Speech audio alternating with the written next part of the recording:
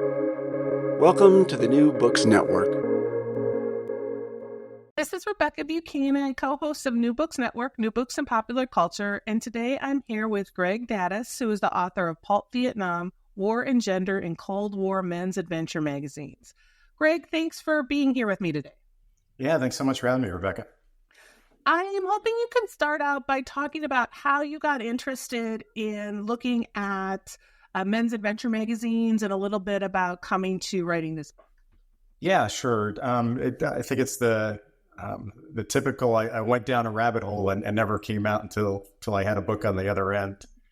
I was teaching my final semester at U.S. Military Academy at West Point, a course on war and gender, and was co-teaching with a great colleague of mine, Jen Kiesling. And as it was a course on war and gender in modern America, mostly focused on the 20th and early 21st century. And as we got to the Cold War era, I was kind of searching during my lesson planning for some images of pop culture, military soldiers, and the U.S. Armed Forces in the early to mid 1950s. And I came across this January 1953 issue of American Manhood, and on the cover of this magazine, there's this bare-chested soldier, and he's got a rifle in his hand. And he looks like Arnold Schwarzenegger. He's got these huge pecs, and he's on top of a tank, and he's kind of yelling and screaming. And at the very top of the cover, it asks the reader, what you should know about sex. And then right below that, there's a commentary on Hell's Hill in Korea. And so it was really fascinating to me that here's this image of American soldiers in the Cold War era, and they're clearly focusing on the male body and again, very much kind of looking like an Arnold Schwarzenegger type of figure, and combining sex and war. And I just started kind of down this path of asking how these magazines came to construct this image of masculinity in the Cold War, and what they were trying to portray in the Cold War era at this time where masculinity seems to be under assault from just about everywhere, both domestically and overseas. And so this really is a work that started in the classroom. And, we often talk about, teaching and research going hand in hand. And to me, this is really proof of that. I started asking these questions based on a course I was teaching with a close friend of mine. So before we really get into the book itself, I'm wondering if you could talk a little bit about just what you mean by sort of by pulp, right? What are these men's magazines? Just a little bit, not, you don't have to go into huge detail, but the history of them, just to sort of set up, because it's really fascinating to sort of look at these in the context of other magazines and what was coming out at the time. So. Yeah, I think the market really the magazine market really starts to explode in the early 1900s. And you start to see kind of these all-fiction periodicals. And then as you get into the 1920s and 30s, you have these collections of crime stories like Black Mask. And then in 1933, you have Esquire. And all this, I think, is building toward the Second World War, where a lot of these stories or magazines will find a market with American soldiers overseas. Obviously, the Esquire, known for their sexually suggestive pinup girls, and that was kind of part and parcel of what Esquire did. And so by the time you come out of World War II, there, I think, is this ready-made market for magazine readerships. And you start to see these titles that are flooding the market, Saga, Stag, Man's Conquest. And what they are, I think, are really magazines that are targeting a white working class readership, which also happens to be the same population that, for the most part, that is sent to Vietnam. And so what they are is targeted to, kind of the working class neighborhoods, focusing on what they called real life adventurers. As one magazine editor said, it was for the beer and poker set kind of crowd.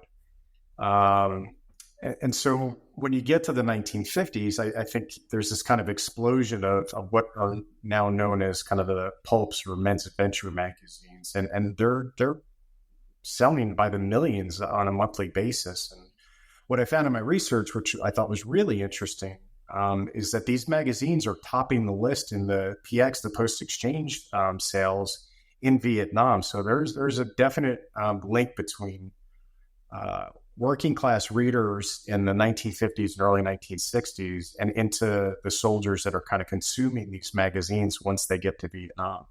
Right. And it's really interesting how you sort of set us up with this sort of your first chapter, is titled Macho Pulp and the American Cold War Man. So you sort of set us up with this image that that the pulp magazines put forward about what the American man should and shouldn't be. So can you talk a little bit about sort of what they're setting up for manhood during this time? Yeah, what I found in these magazines is that they're kind of bringing together what I consider to be two strands of masculinity. And in one strand, you have this heroic warrior, again, kind of going back to this cover of American Manhood, this beefy, muscular, heroic warrior that kind of goes out onto the battlefield and defeats his enemies. And then the same breath, he's also the sexual conqueror. And so in these magazines, women are very much reduced to sexual objects. They're kind of trophies in a way for a reward, if you will, for your valiant deeds on the battlefield. And so I think at a time in the Cold War where many American men after World War II were really concerned about their masculinity and concerns over consumerism and domestication of the American male and what suburbia might do to these heroic warriors from World War II. These magazines, I think, are a way to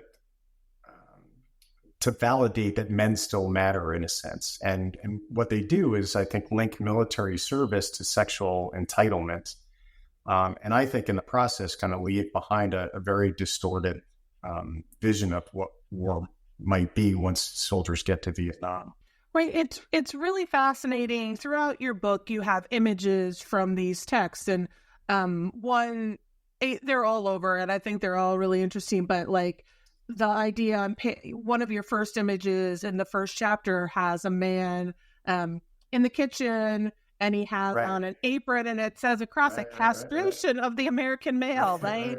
It's really fascinating to look at just how strongly these texts, these magazines really sort of push this idea of what men should or should not be doing and how men should or should not exist in the world. Absolutely. And, it's interesting, or what I found interesting is they're selling a very, I would argue, hyper-masculine form of masculinity that's tough and rebellious and absolutely anti-feminine. But I think if you read them in a different way, these magazines are also founded upon really deep anxieties of not measuring up in this kind of rapidly changing post-war society. And as you said, that there are titles of these magazine articles that are centered on fears of being emasculated by domestication and consumerism. And there's this article that you mentioned, or the mental castration of husbands. It specifically talks about concerns about men being converted into housemaids, and that these frustrated females are waging an all-out campaign against their mates. So it absolutely is based on, I think, a pretty big fear of what the post-war American society is looking like. And I get a sense that these magazines are kind of being portrayed as an antidote for these, stifling wives and domestic responsibilities that are part and parcel of, as you mentioned, this poor man that's standing in an apron, helping his wife clean dishes after dinner. Right. And these ideas, you talk about in this first chapter too, a bit about what's happening with the Cold War and this move to sort of the communists are big and strong and hardy, and the American man needs to work out and become big and become like physically, that physical Adonis kind of presence in order to survive. That's how we're going to survive communism, right? Right, exactly. It's the only way. It's the only way, right? But yeah, I think that's the remedy to all of this, right? Is that if you focus on the male body, if you follow Charles Atlas's prescriptions of making sure that you're not half a man, that you're a full man, and according to Charles Atlas, that women are naturally attracted to strong men, that you can solve this fear of or this problem of domestication at the same time that you're preparing to deal with the Soviet threat. And so, again, this is an antidote that works here at home, but it also works in terms of sustaining the national security state in the Cold War era. And you also sort of set up in this first chapter and talk about it in more depth. We can talk about it more later, but this idea that women are there for the conquest of men, right? So like within these texts, a lot is focused on how, this woman is just sort of a body, or not even a body, right? It is a thing that you can conquest and use as you will. Exactly. And even here, though, I think that it must have been incredibly disconcerting for a young teenager reading these magazines, especially ones that are inexperienced with relationships and sex, to kind of get a sense that, yes, they're objects. The pinups in these magazines are called cheesecake. And so, this whole idea that they're not human bodies, but they're, objects to be consumed. And yet at the same time, women are incredibly dangerous in these magazines. They're toxic vehicles for sexually transmitted diseases. There's magazines talking about how these young girl wolf packs are terrorizing cities. And so, there's two very different conceptions of, or I would argue there's multiple conceptions of women in these magazines, but the two I think that are most prevalent are that women are both desirous and dangerous. And I think that becomes really disconcerting for young readers.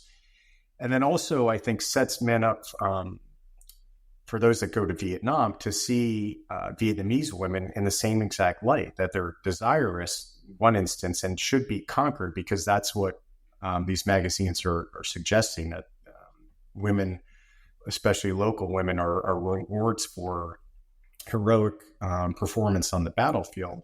But at the same time, they're incredibly dangerous, and we need to be careful of them, if not kind of keep them at arm's length. So there's two very different messages going on in these magazines.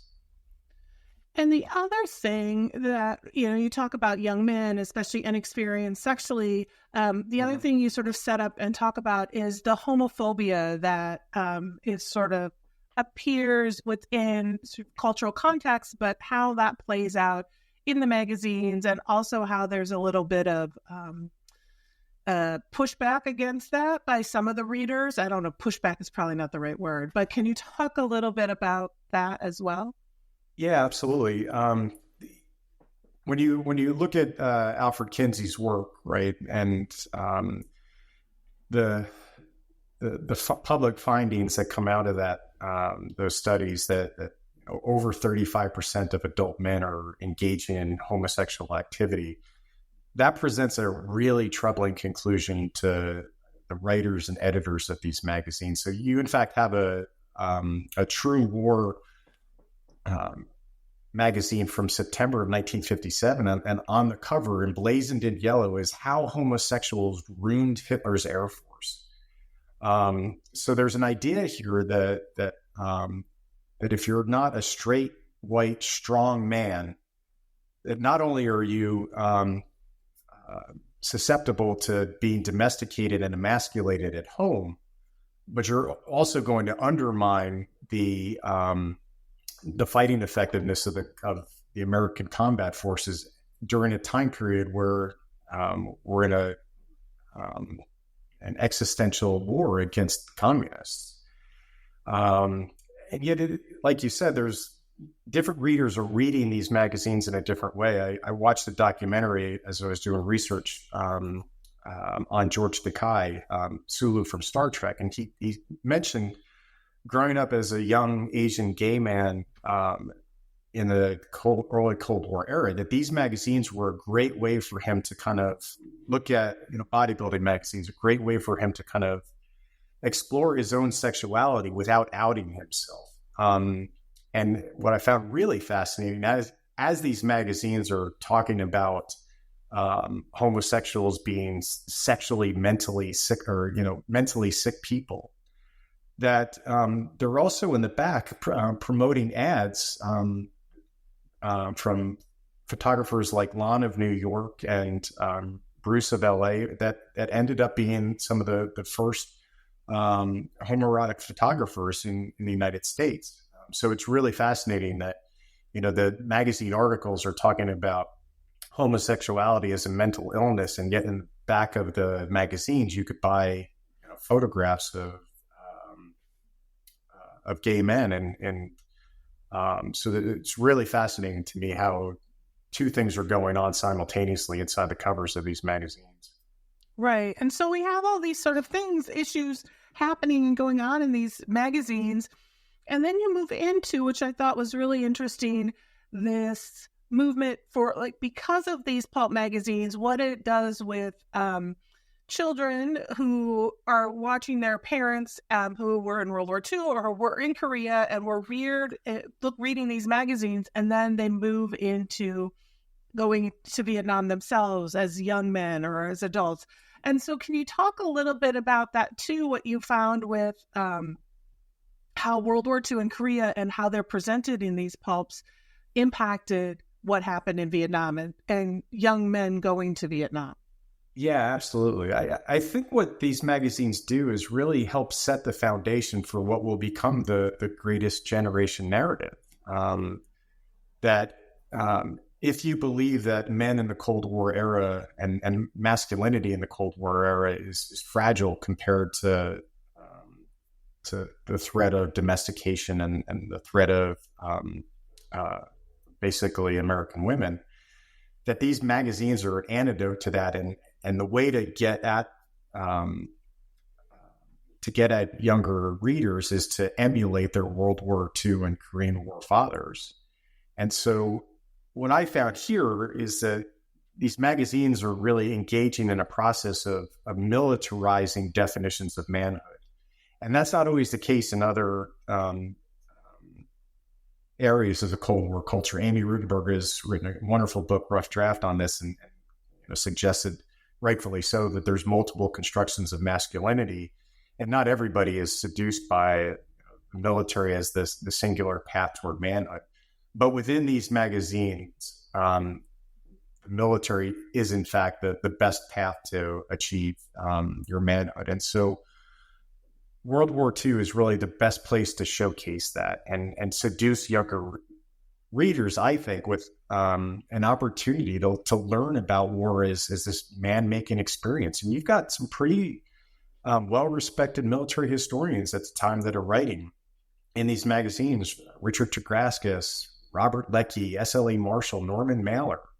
And so, these are not kind of just throwaway pop culture lowbrow art, as some have described it. I mean, you've got some serious authors here that are writing about World War II, both fiction and nonfiction.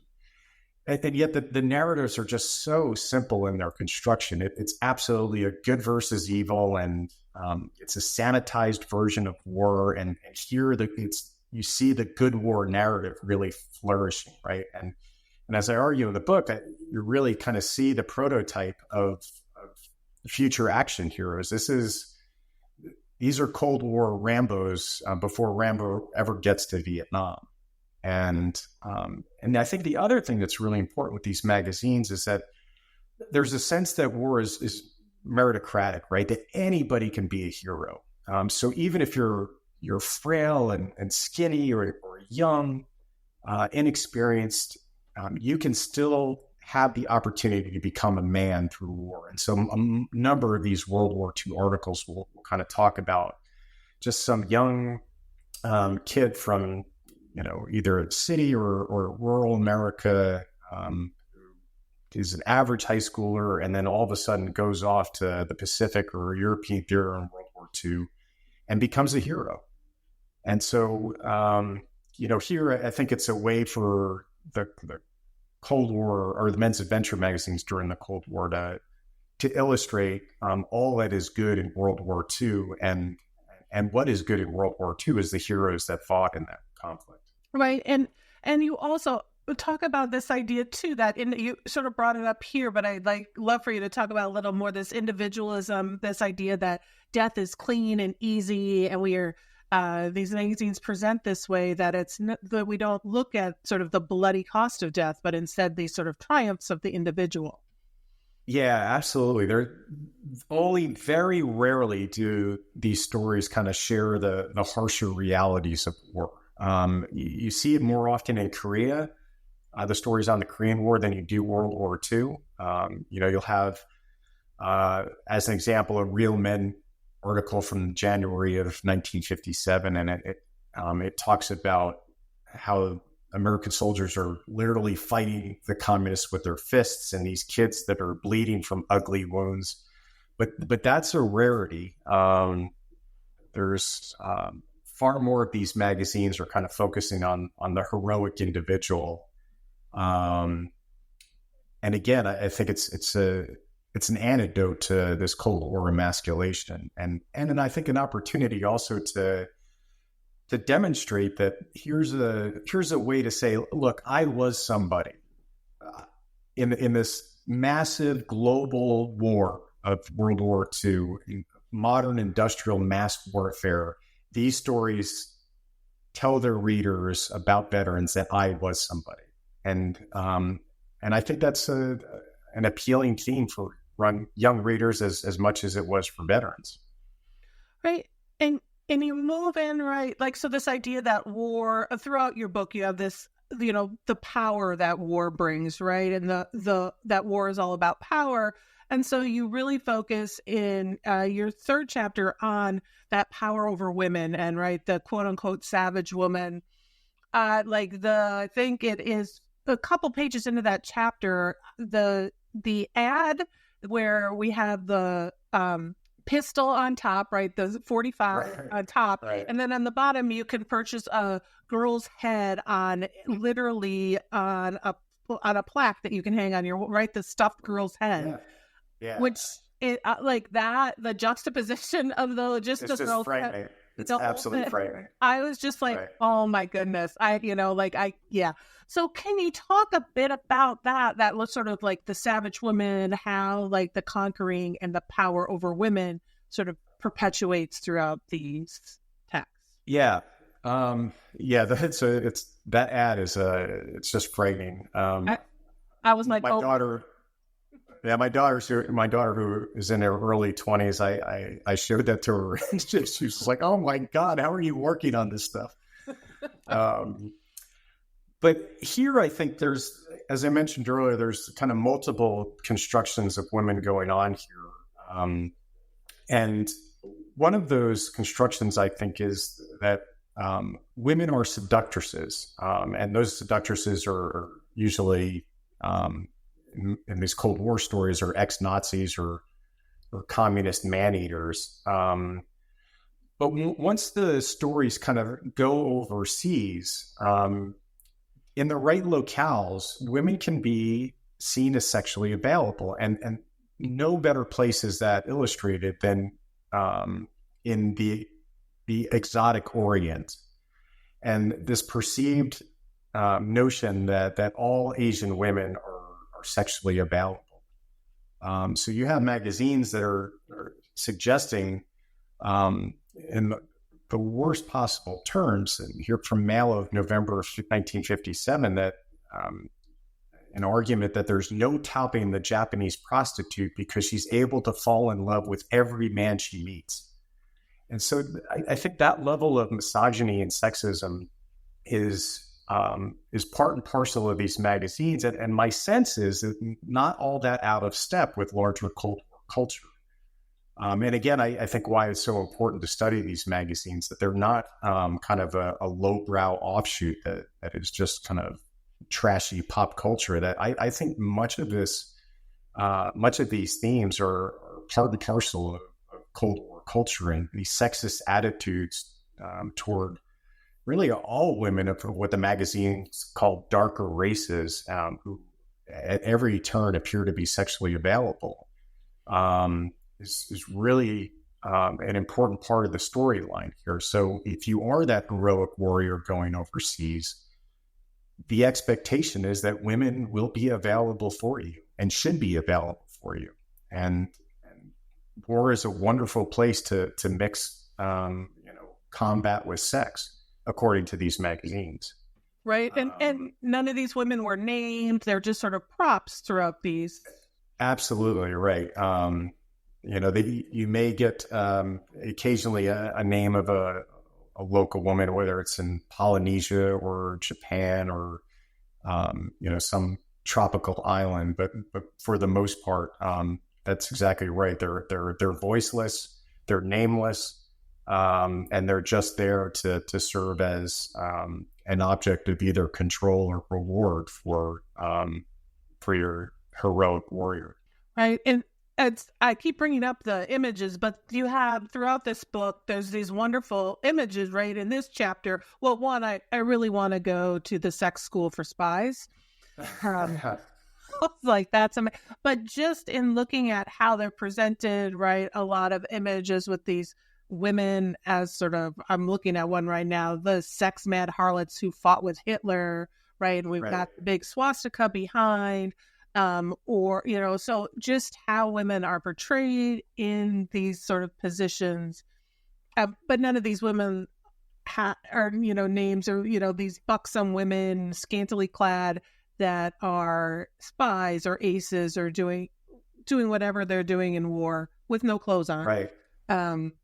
Yeah, it's always convenient, right, that the women on the battlefield are either in bikinis or their shirts or their blouses are unbuttoned. And I think what this suggests too, right, is that women are, as you mentioned, the inside a sex school for spies, that not only are communist women using sex as a weapon, their very bodies are weapons, which will come to fruition obviously later in Vietnam as well, and will come into play even in more popular conceptions of women. Think of the female sniper at the end of Full Metal Jacket as one example. But this article on Inside a Sex School for Spies, talks about the use of sex as a weapon, and the article actually calls it sexological warfare, and that women's bodies can be as destructive a force as a nuclear bomb. And so, again, I think the fact that these women can use their bodies to deceive and to really destroy men is, I think, symbolic of these larger male anxieties that you see during the Cold War. Right. And so you sort of present us with what's happening in these pulp magazines and what's going on and the importance of them, right? And then juxtapose that in your later two chapters with what is actually happening and that reality that is actually occurring in Vietnam.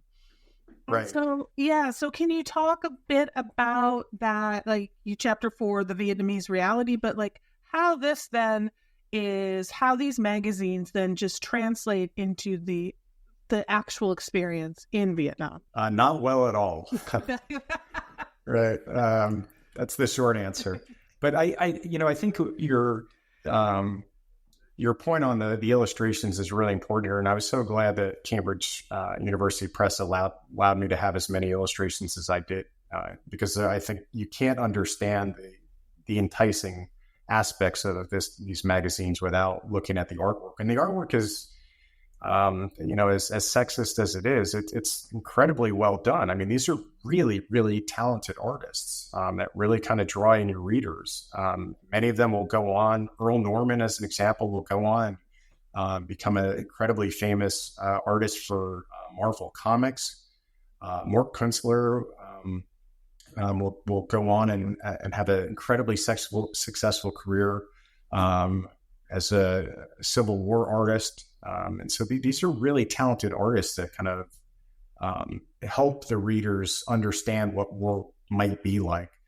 Unfortunately, the reality just was so far afield for how it was presented in these magazines, to the point where my sense is what you see in the magazines is fantasy compared to the reality of Vietnam. And so what I think this does is really set up a level of frustration that has consequences in the relationships between American soldiers and the Vietnamese population. That what is presented in the magazine is clean war, as you mentioned. It's sanitized, it's heroic, and Vietnam is not like that. There are no set piece battles. There are long, frustrating marches, and there's no trophy at the end of these marches.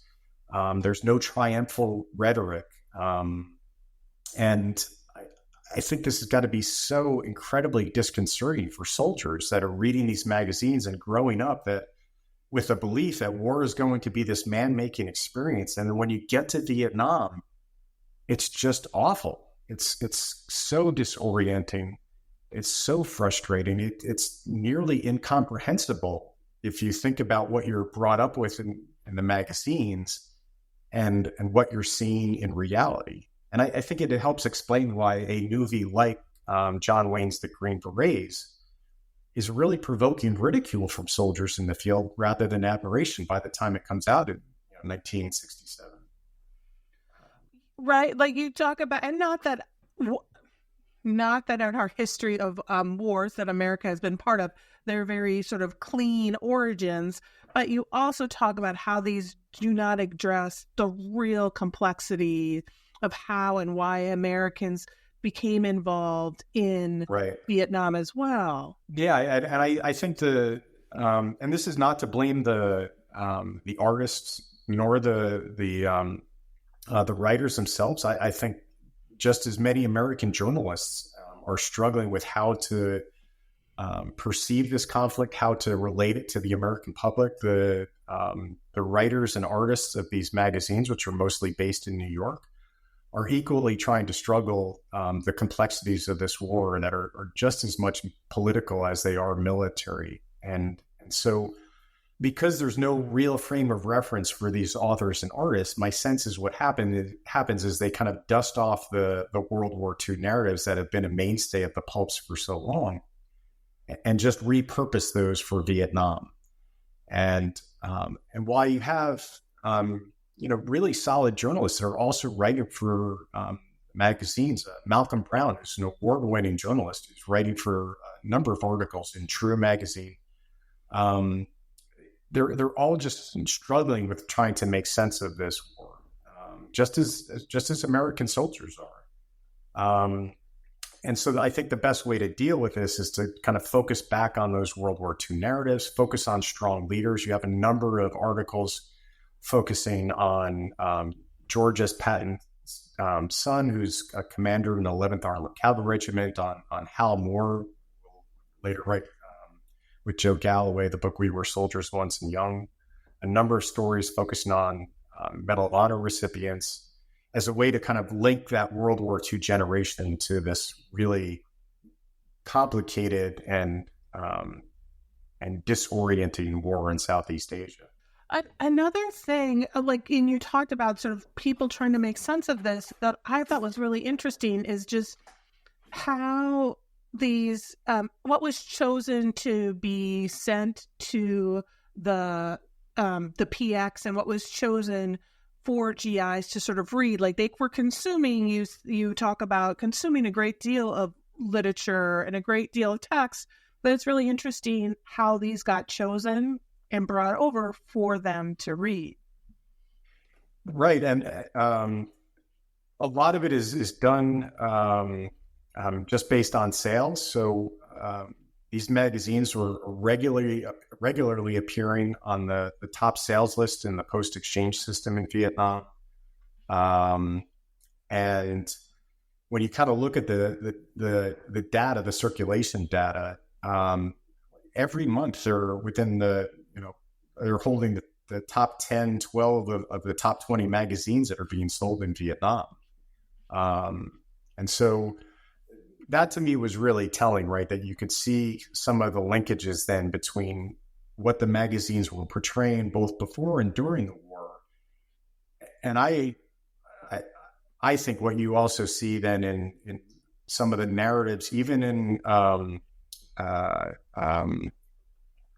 the court-martial cases that are focusing on, sexual assault in Vietnam. And you mentioned that even before, right? There's this idea that the Viet Congs are guerrillas even before we encounter or soldiers encounter the Viet Cong, right? So they're getting these images and these ideas from these magazines about their quote-unquote enemy before they even have that interaction.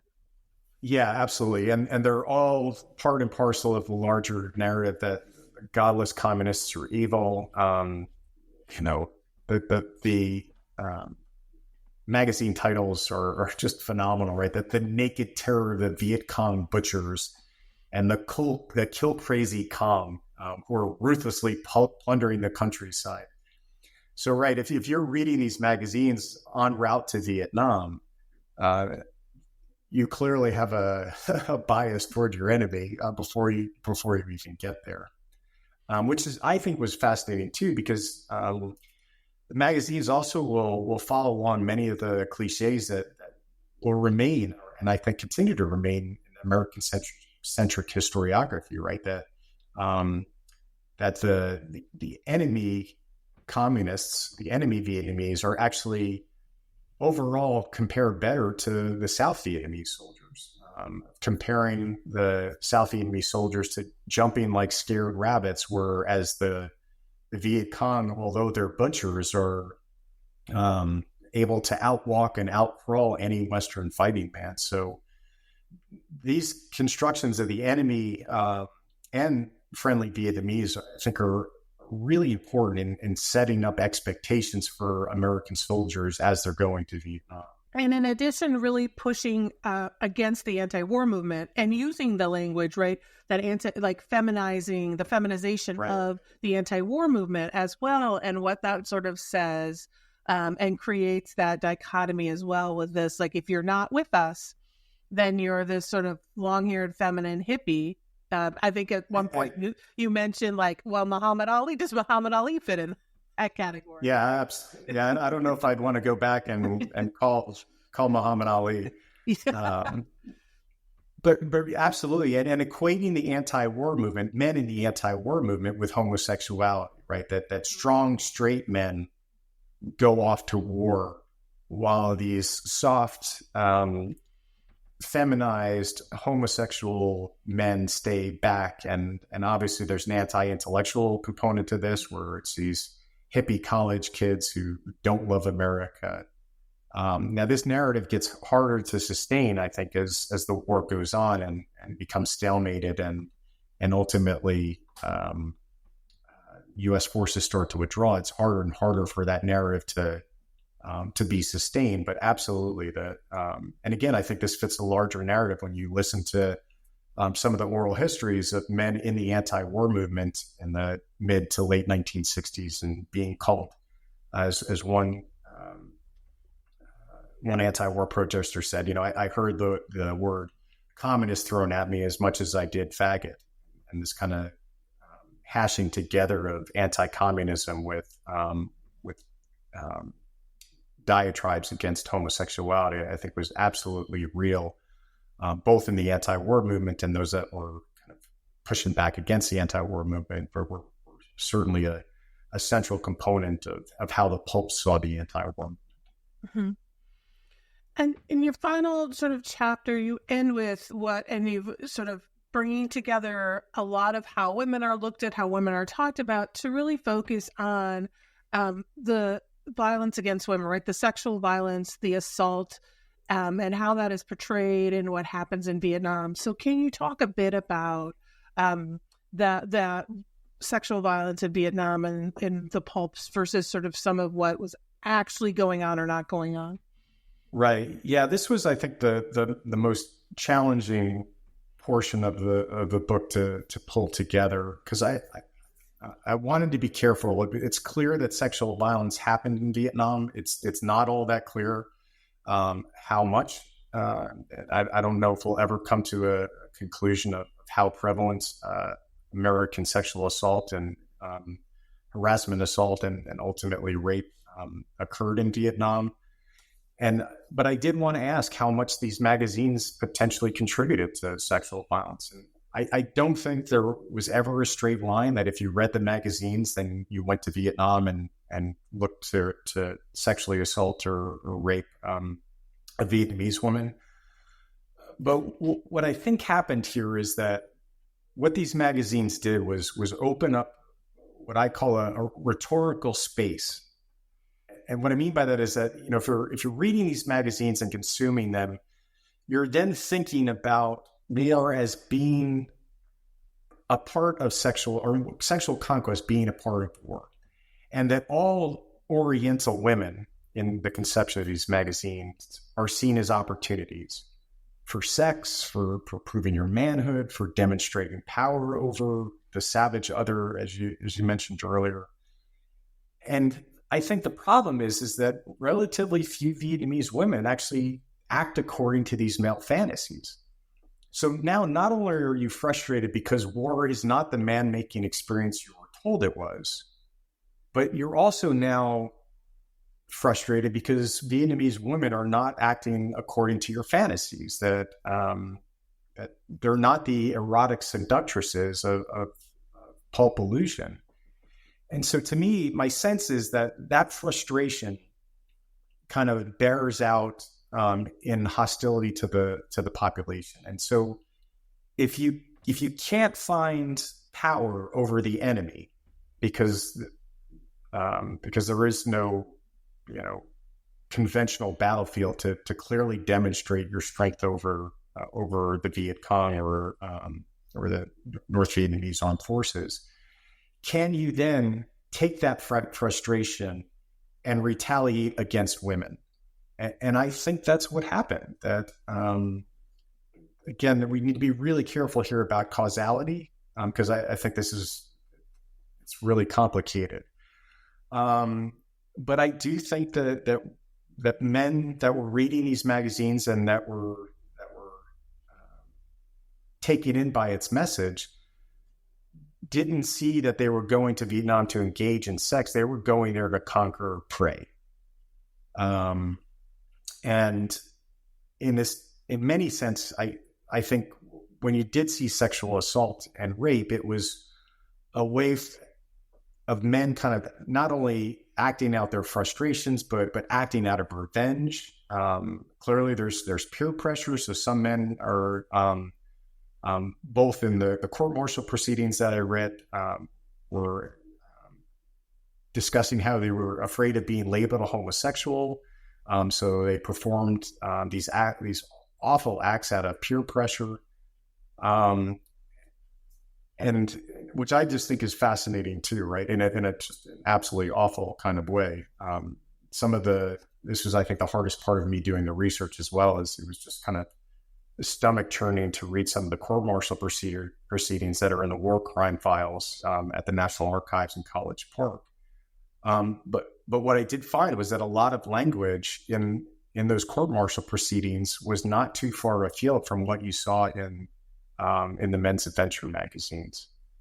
And so this attempt to exhibit your sexual power over Vietnamese women, I think, turned into some of the most horrific crimes that American soldiers committed while they were there.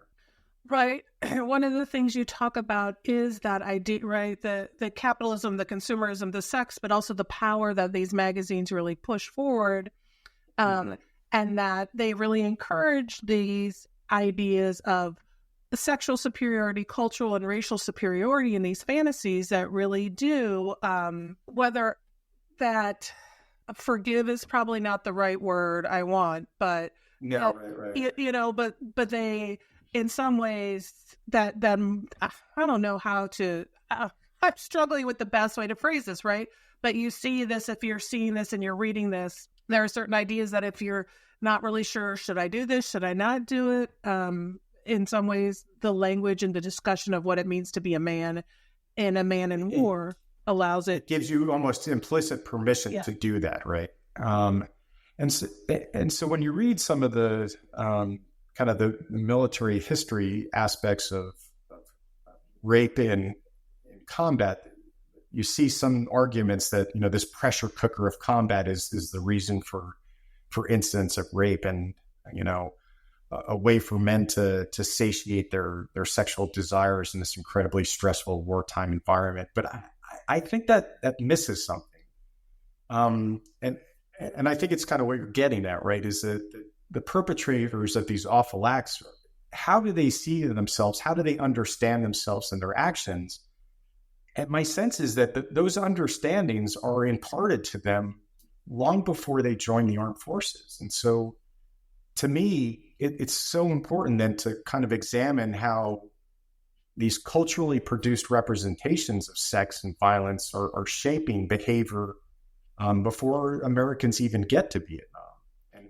And again, we need to be really careful with the causal links here, but I think there is a cultural component here that leaves behind certain norms that not only open up rhetorical space to for readers of these magazines, but then when they're presented with these opportunities or create opportunities, that it's seen as acceptable because that was their understanding of what war offered long before they even got to Vietnam. Mm-hmm. Right. And even the women in combat, right, are placed in combat to become a distraction, right, to create this space where they're going to find out those sort of the secrets of America, and so they're placed there in juxtaposition to, right, they're not placed there really to fight, they're placed there to find out from who feared up. The whole dragon lady trope and cliche of, again, the deceiver using her sexuality to get secrets from American soldiers or to